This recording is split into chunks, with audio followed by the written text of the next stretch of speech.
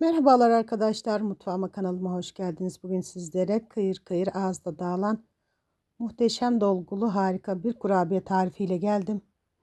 Görüntüsü, kıvamı, lezzeti inanın muhteşem oldu. Gün sofralarına özel günleri süsleyecek harika bir lezzet. Şu şekilde kurabiyemin iç dokusunu da sizlerle paylaşmak istiyorum. Ve lafı daha fazla uzatmadan tarifime geçiyorum. Nasıl yapmışım bakalım, sizler de beğenecek misiniz? İyi seyirler dilerim. Yoğurma kabının içerisine eritmiş olduğum bir su bardağı tereyağımı alıyorum. Ben tereyağı kullandım. Siz dilerseniz katı yağ da kullanabilirsiniz. Üzerine yarım çay bardağı sıvı yağımı ekliyorum. Yine aynı bardak ölçüleriyle bir çay bardağı nişasta ve bir çay bardağı pudra şekerini ilave ediyorum. Sıvı malzemelerimi şöyle bir güzelce karıştırıyorum. Şekerimin erimesini sağlıyorum. Karıştırmış olduğum malzemelerin üzerine toplamda 2 adet yumurta sarısını ilave ediyorum. Beyazını üzeri için ayırdım.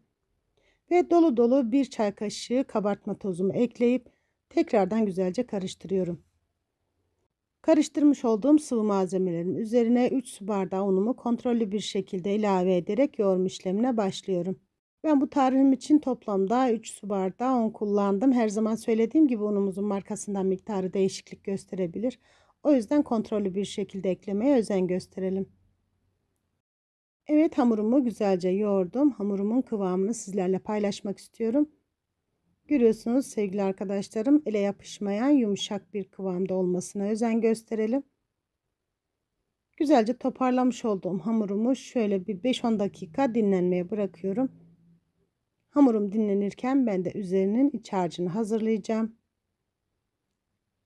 Üzerinin iç harcı için ayırmış olduğum 2 adet yumurta beyazını karıştırma kabına alıyorum. Üzerine dolu dolu 2 yemek kaşığı toz şekerimi alıyorum.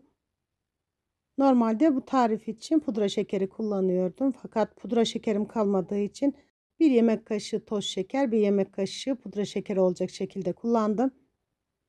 Ve 1 su bardağı ince çekilmiş cevizimi ekledim. Üzerine yine 1 su bardağı olacak şekilde Hindistan cevizimi ilave ediyorum. Yumurtanın beyazı küçükse hepsini almayabilir. O yüzden kontrollü bir şekilde ekleyelim. Hatta bu malzemeleri eklediğiniz koyu kıvamda olursa üzerine tekrardan 1 adet yumurta beyazı ekleyebilirsiniz. Benim malzemelerim yumurtaya tam denk geldi. Şu şekilde sıkıp size kıvamını göstermek istiyorum. Evet, kurabiyemin iç harcı da hazır olduğuna göre kurabiyemin yapım işlemine geçiyorum. Kurabiyemin hamurunun yarısını böyle büyük bir şekilde alıyorum. Ben kurabiyemi açmak için kolaylık olması adına hamur matı kullandım. Sizin hamur matınız yoksa 2 adet yağlı kağıt arasında da açabilirsiniz.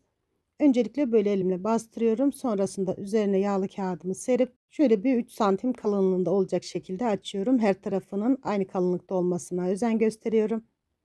Ve açmış olduğum hamurumu yuvarlak kurabiye kalıbıyla kesip tepsime yerleştiriyorum. Ben kurabiyelerim için böyle bir kalıp kullandım. Siz dilerseniz çay bardağının ağzıyla da aynı işlemi yapabilirsiniz. Bütün hamurlarımı bu şekilde kesip tepsime yerleştiriyorum. Evet arkadaşlar, ben sizinle sohbet ederken bütün kurabiyelerimi yaptım, hazırladım.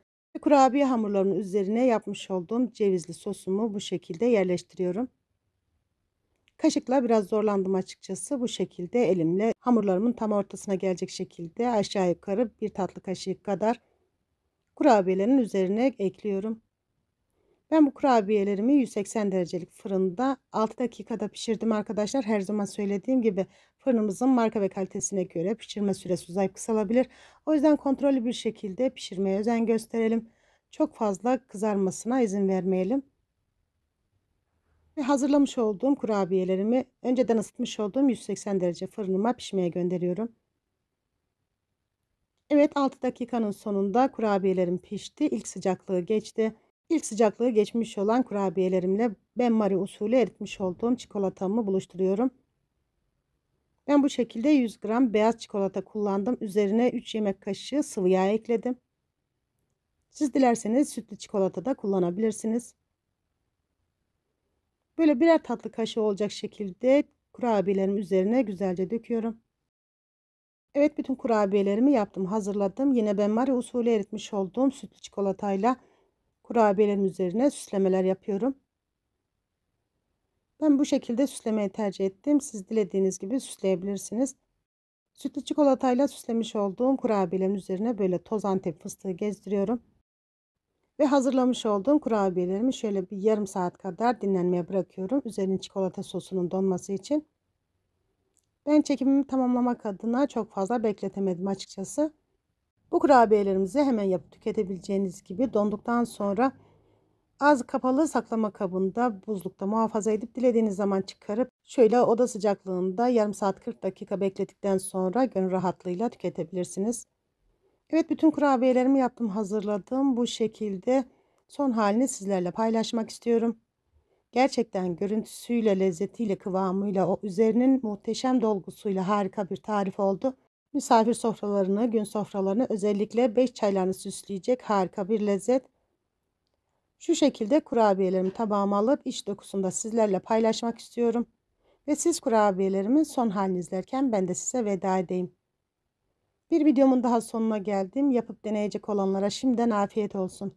Videomu beğendiyseniz beğenmeyi ve hala kanalıma abone değilseniz abone olup bildirim zil sesini açmayı unutmayın lütfen. Kanalımı ilk defa bu videoyla ziyaret ediyorsanız bunun gibi birçok hamur işi, kurabiye, şerbetli tatlı tarifleri var. Onlara da şöyle bir göz atarsanız gerçekten çok sevinir, çok mutlu olurum. Yepyeni tariflerde görüşmek üzere. Şimdiden yapıp deneyecek olanlara afiyet olsun. İzlediğiniz için çok ama çok teşekkür ederim. Allah'a emanet olun. Hoşça kalın.